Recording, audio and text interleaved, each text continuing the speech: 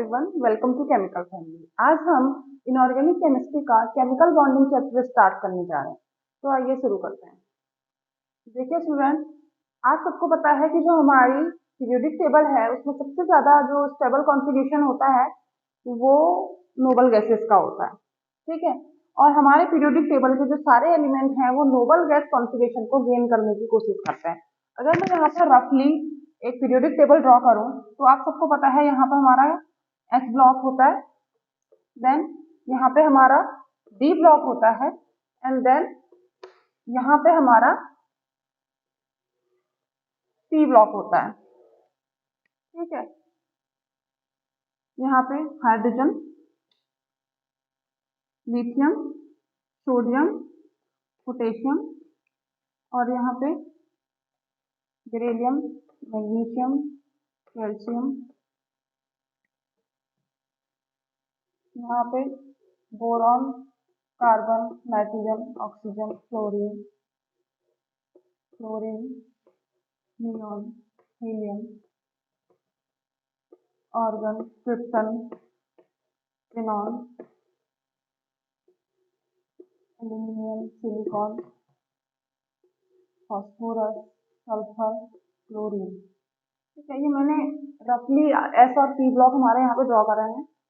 तो देखिए, आप सबको पता है कि जो हमारे जो नोबल गैसेस हैं उनका कॉन्फ़िगरेशन सबसे ज्यादा स्टेबल होता है, और सारे के सारे जो हमारे एलिमेंट हैं वो स्टेबल होना चाहते हैं, वो नोबल गैस कॉन्फ़िगरेशन को गेन करना चाहते हैं। हमारा जो सोडियम है, लिथियम है या पोटेशियम है, ये एक इलेक्ट्रॉन रिलीज करके stable noble gas configuration gain करना चाहते हैं। और उसी तरह से जो फ्लोरीन, क्लोरीन, ब्रोमीन, आयोडीन, ये सब हैं, ये एक इलेक्ट्रॉन गेन करके stable noble gas configuration gain करना चाहते हैं। जो सोडियम है उसकी टेंडेंसी होती है इलेक्ट्रॉन रिलीज करना, यानी Na+ में चेंज होना। ठीक है, और जो हमारा फ्लोरीन, क्लोरीन, ये एलिमेंट हैं, ये क्या चाहते हैं? ये चाहते हैं कि हमको कहीं से एक इलेक्ट्रॉन मिल जाए और हम जो है stable noble gas configuration gain कर लें। ठीक है, इतना आपको समझ में आ गया। अब यहाँ से मैं आपको क्या समझाना चाहती हूँ, देखिए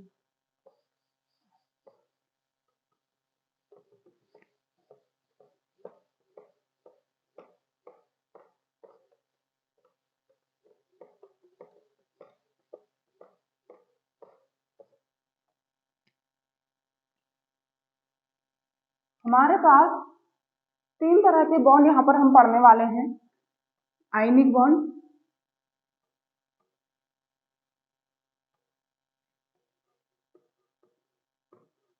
कोवेलेंट बॉन्ड,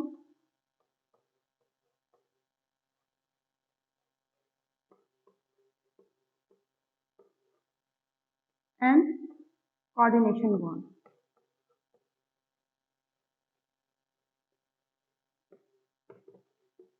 ठीक है, हमारा जो आयनिक बॉन्ड है उसमें इलेक्ट्रॉन का जो ट्रांसफर है वो कंप्लीट ट्रांसफर ऑफ इलेक्ट्रॉन हो जाता है, जबकि कोवेलेंट बॉन्ड और कोऑर्डिनेशन बॉन्ड में कंप्लीट ट्रांसफर ऑफ इलेक्ट्रॉन नहीं होता है, यहाँ पे हमारी शेयरिंग होती है। ठीक है, हमारा जो आयनिक बॉन्ड है उसे हम एक एग्जांपल के साथ समझ सकते हैं, जो है NaCl। NaCl में सोडियम अपना इलेक्ट्रॉन दे देता है और जो क्लोरीन है वो इलेक्ट्रॉन गेन कर लेता है। इसमें क्या हो रहा है, हमारा इलेक्ट्रॉन है वो कंप्लीटली सोडियम से क्लोरीन की तरफ शिफ्ट हो जा रहा है। ठीक है, लेकिन कोवेलेंट बॉन्ड में इलेक्ट्रॉन कंप्लीटली शिफ्ट नहीं होता है, यहाँ पे हमारी होती है शेयरिंग। जैसे कि हम CH4 की बात करें, या हम NH3 की बात करें, या हम H2O की बात करें, तो इन सब में हमारे क्या होती है, कोवेलेंट बॉन्डिंग होती है। CH4 में हमारे पास कार्बन के पास 4 आउटर मोस्ट में 4 इलेक्ट्रॉन होते हैं और ये 4 बॉन्ड बना सकता है।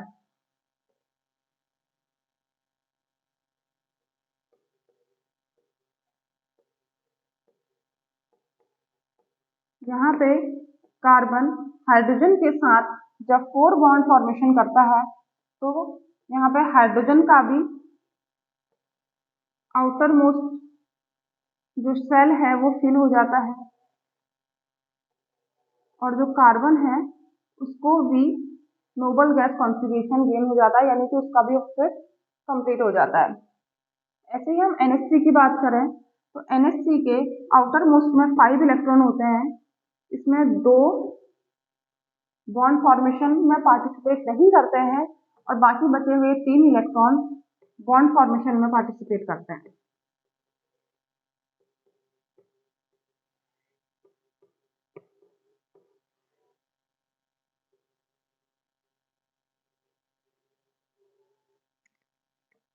इसी तरह से हमारा जो H2O है उसमें भी ऑक्सीजन के पास 6 इलेक्ट्रॉन होते हैं आउटर मोस्ट में और ये क्या कर सकता है, 2 बॉन्ड का फॉर्मेशन कर सकता है यहाँ पर।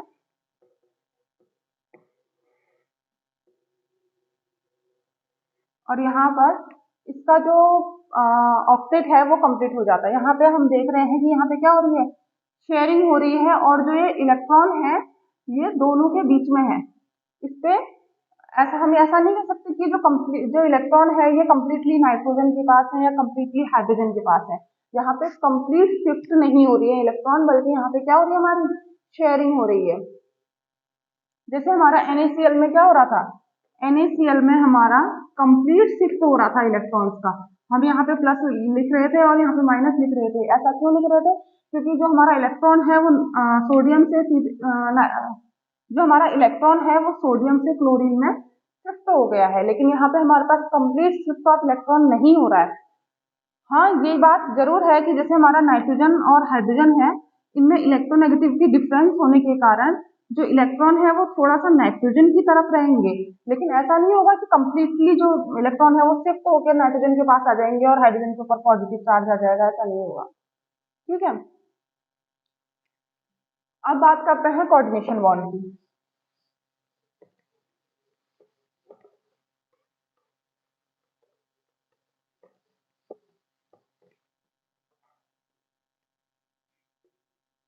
स्टूडेंट्स, मैं कोऑर्डिनेशन बॉन्ड की बात करूं तो इसमें भी हमारी जो बॉन्ड फॉर्मेशन है वो शेयरिंग से होता है। अब आप कहेंगे कि कोवेलेंट में भी तो हमारा शेयरिंग से बॉन्ड बन रहा था। हाँ, कोवेलेंट में भी हमारा शेयरिंग से बॉन्ड बन रहा था, कोऑर्डिनेशन में भी हमारा शेयरिंग से बॉन्ड बनता है, लेकिन थोड़ा सा अलग तरीके से। जैसे कि मैं आपको अगर एग्जांपल के थ्रू समझाऊं तो हमारे पास पीरियोडिक टेबल में बोरोन होता है जिसके आउटर मोस्ट में 3 इलेक्ट्रॉन होते हैं और ये क्या करता है, ये सिर्फ और सिर्फ 3 बॉन्ड बना सकता है।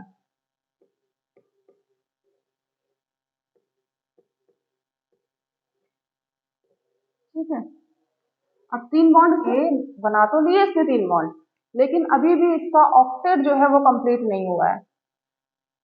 तो इसे अपने ऑक्टेट को कंप्लीट करने के लिए अभी भी हेल्प की जरूरत है।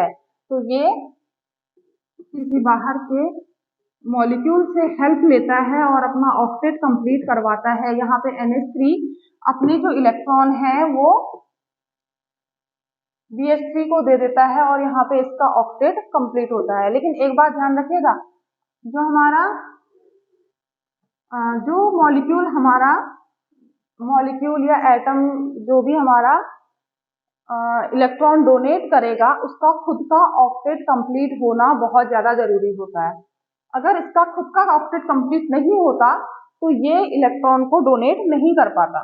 ठीक है, यहाँ पे NH3 का जो ऑक्टेट है वो कंप्लीट है, तो ये क्या करेगा, अपने इलेक्ट्रॉन यहाँ पे इजीली डोनेट कर सकता है। इसको हम इस तरीके से लिखते हैं।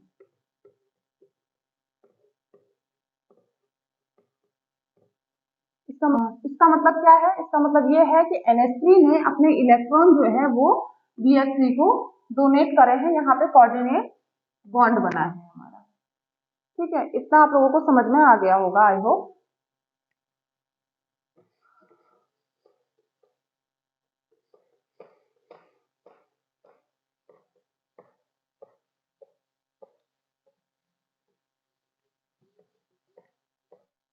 तो अब हम बात करते हैं लुईस ऑक्टेट थ्योरी की। Lewis octet theory.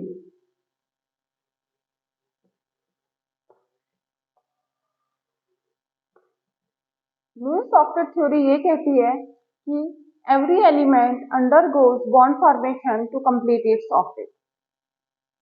जितने भी हमारे एलिमेंट हैं वो अपना ऑक्टेट कंप्लीट करने के लिए बॉन्ड फॉर्मेशन करते हैं। फॉर एग्जांपल CH4 NH3 या और भी बहुत सारे ऐसे कंपाउंड्स हैं जो फॉर्म होते हैं और उनका ऑक्टेट जो है वो कंप्लीट हो जाता है। लेकिन इस थ्योरी की एक लिमिटेशन है। क्या है वो लिमिटेशन, देखिए।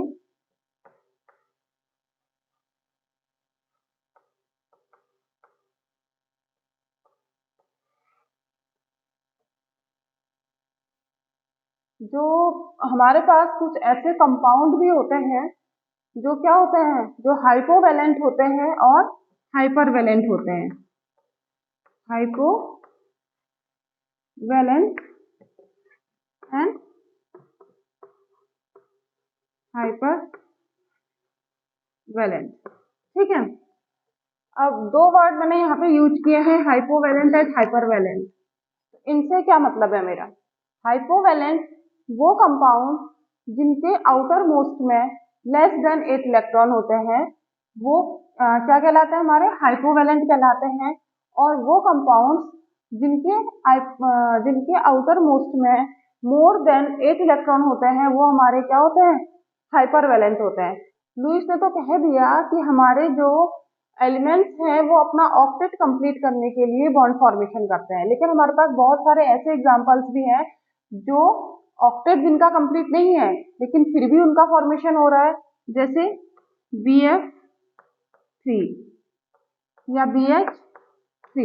इनके आउटर मोस्ट में 6 इलेक्ट्रॉन होते हैं, ठीक है, जो क्या है 8 इलेक्ट्रॉन से कम है। इनका ऑक्टेट कंप्लीट नहीं है लेकिन फिर भी इनका फॉर्मेशन हो रहा है।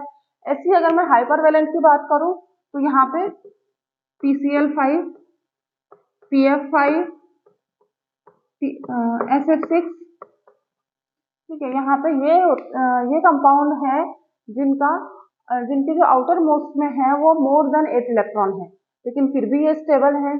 यहाँ पे PCl5 के आउटर मोस्ट में 10 इलेक्ट्रॉन होते हैं, PF5 के आउटर मोस्ट में 10 इलेक्ट्रॉन होते हैं और SF6 के आउटर मोस्ट में 12 इलेक्ट्रॉन होते हैं, ठीक है। तो ये क्या है, स्टेबल है, फिर भी ये कंपाउंड पाए जाते हैं। तो ऐसा क्यों होता है, इस बात को लुईस नहीं समझा पाए थे। तो ये हो गई हमारी लुईस ऑक्टेट थ्योरी की लिमिटेशन। इसके बाद हमारी आई सिंगलेट लिंकेज थ्योरी।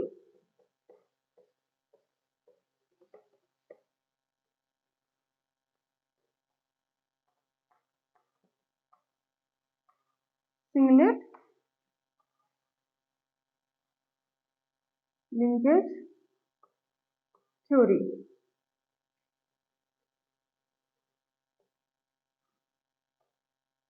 ठीक है। तो सिंगलेट लिंकेज थ्योरी क्या कहती है? सिंगलेट लिंकेज थ्योरी ये कहती है कि जो हमारे हाइपरवैलेंट कंपाउंड बनते हैं वो क्यों बनते हैं, जो हमारे हाइपरवैलेंट कंपाउंड होते हैं वो जो सिंगलेट लिंकेज हमारा होता है उसके कारण फॉर्म होते हैं। जैसे फॉर एग्जांपल PCl5 का अगर मैं एग्जांपल लूं तो देखिए जो फॉस्फोरस है उसके आउटर मोस्ट में 5 इलेक्ट्रॉन होते हैं, ठीक है, 1 2 3 4 एंड 5।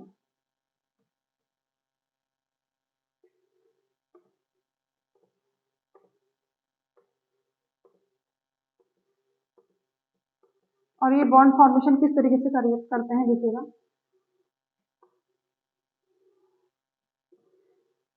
क्लोरीन ने अपना ऑक्टेट कंप्लीट किया, ठीक है। अब देखिए फास्फोरस को ध्यान से देखिएगा कि फास्फोरस में किस तरीके से बॉन्ड फॉर्मेशन हो रहा है।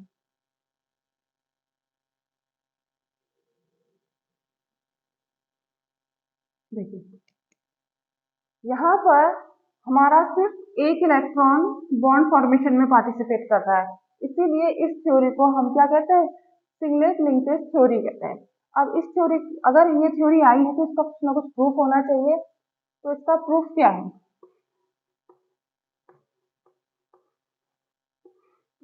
का ये है कि जब हम PCl5 को हीट करेंगे तो हीट करने पे हमारे ये बॉन्ड ब्रेक हो जाने चाहिए, ये बॉन्ड हमारे वीक होने चाहिए और ब्रेक हो जाने चाहिए, क्योंकि यहाँ पे क्या हो रहा है, सिर्फ एक इलेक्ट्रॉन पार्टिसिपेट कर रहा है बॉन्ड फॉर्मेशन में। तो एक इलेक्ट्रॉन के पार्टिसिपेट करने के कारण ये बॉन्ड हमारा वीक होना चाहिए और बाकी के जो 3 बॉन्ड है वो हमारे स्ट्रॉन्ग होने चाहिए। तो जब हमने PCl5 को हीट किया तो PCl5 हमारा PCl3 प्लस Cl2 में ब्रेक हो गया। तो इससे क्या पता चला कि जो हमारी सिंगलेट लिंकेज थ्योरी है वो सही है। ठीक है, फिर इसकी भी लिमिटेशन आई। क्या है इसकी लिमिटेशन, देखिए।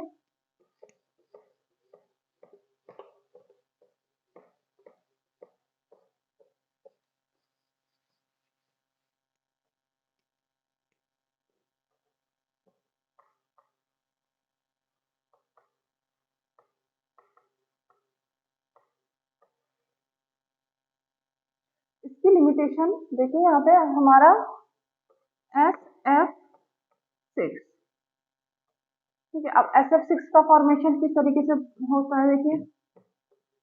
सल्फर के आउटर मोस्ट में 6 इलेक्ट्रॉन होते हैं, 1 2 3 4 5 6, ठीक है। अब इसमें बॉन्ड फॉर्मेशन किस तरीके से होता है,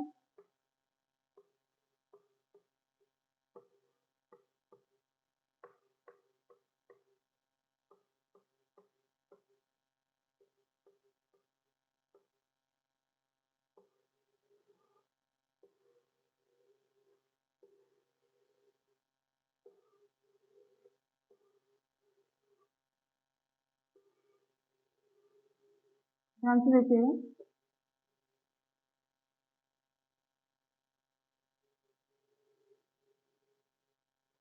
ये देखिए SF6 में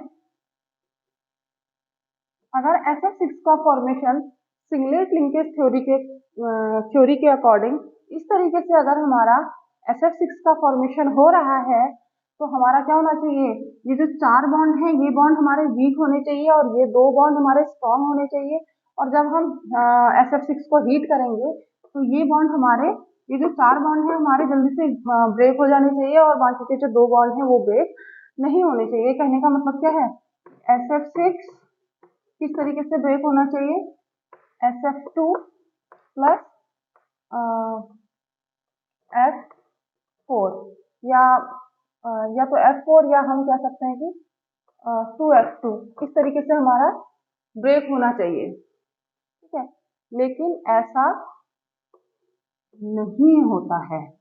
तो ये क्या आ गई, हमारी लिमिटेशन हो गई सिंगलेट लिंकेज थ्योरी की। ठीक है, इसके बाद हमारी एक और थ्योरी आती है,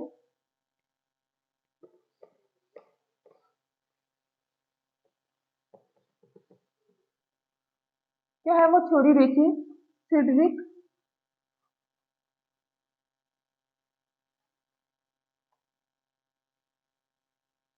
थ्योरी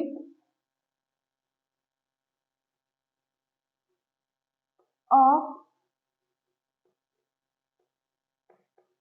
मैक्सिमम कोवैलेंसी।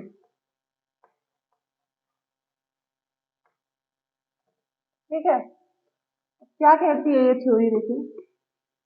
ये थ्योरी ये कहती है कि जो हमारे हाइपरवैलेंट कंपाउंड है उनका फॉर्मेशन हो सकता है, लेकिन उसके लिए 2 कंडीशंस हैं। पहली कंडीशन ये है कि सेंट्रल एटम के पास वैकेंट ऑर्बिटल होना चाहिए। क्या होना चाहिए, vacant orbital.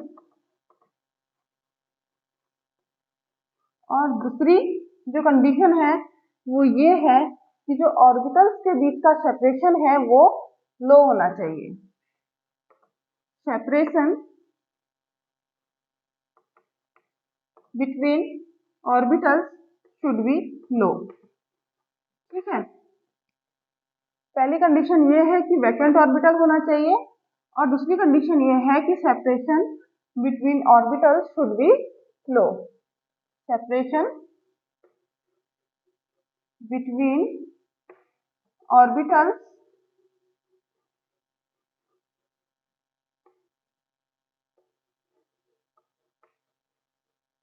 Should be low. ये 2 कंडीशंस हैं अब इसको हम एक एग्जाम्पल के साथ समझने की कोशिश करते हैं। देखिए हम CCl5 की हेल्प से इसे समझेंगे। आप चाहें तो SF6, इसके बाद आप SF6 का भी करके देख सकते हैं, एक ही बात है, ठीक है।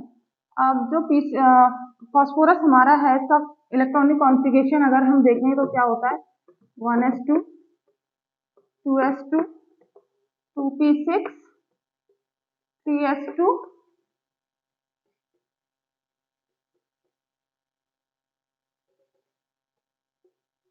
3s2, 3p3, 3d0, ठीक है। ये इसका इलेक्ट्रॉनिक कॉन्फ़िगरेशन होता है। अब यहाँ पे देखिए जो S और P है, S एंड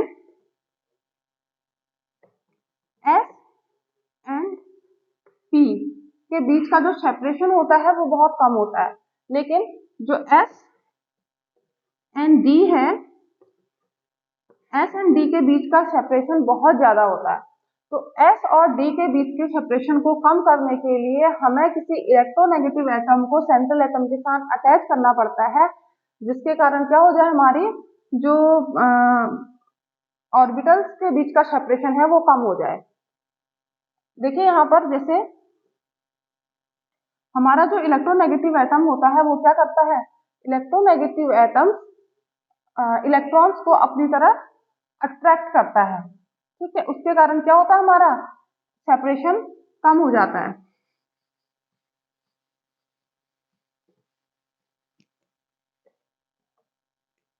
देखिए यहाँ पर क्या होता है, ये हमारा न्यूक्लियस है, ठीक है।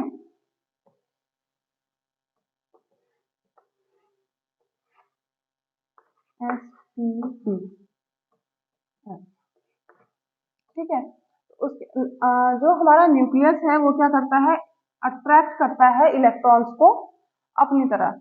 जब हम सेंट्रल एटम के साथ कोई इलेक्ट्रोनेगेटिव एटम अटैच करते हैं तो वो क्या करता है, वो इलेक्ट्रॉन्स को अपनी तरफ को अट्रैक्ट करता है, ठीक है। अब जैसे देखिए मान लीजिए ये हमारा फास्फोरस है और हमने यहाँ पे क्या लगा दिया, हमने इसके साथ कोई इलेक्ट्रोनेगेटिव एटम फ्लोरीन या क्लोरीन लगा लिया, ठीक है।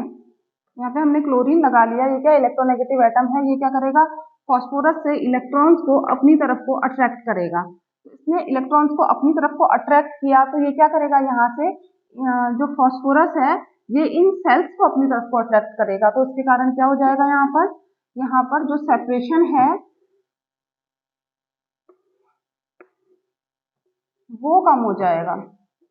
ये देखिए SPDS, तो सेपरेशन कम होने के बाद क्या हो जाएगा, क्या हो पाएगा, हाइपरवैलेंट जो कंपाउंड है हमारे वो बन पाएंगे इजीली। यहाँ पे देखिए S, 3S, 3P and 3D, ठीक है। 3S2, 3P, 3D वैकेंट है, ठीक है। 3S, 3P and 3D। अभी तक क्या था, हमारा जो S और D है उनके बीच का सेपरेशन बहुत ज्यादा था। जैसे ही हमने यहाँ पर इलेक्ट्रोनेगेटिव एटम अटैच किया तो S एंड D के बीच का जो सेपरेशन है वो कम हो जाएगा और यहाँ से एक इलेक्ट्रॉन निकल के वो D में चले जाएगा और अब यहाँ पर जो है बॉन्ड फॉर्मेशन हो सकता है, यहाँ पर हाइपर वैलेंट कंपाउंड जो है हमारे फॉर्म हो सकते हैं, ठीक है। आई होप आप लोगों को समझ में आ रहा होगा मैं जो भी आप लोगों को बताने की कोशिश कर रही हूँ। Thanks for watching.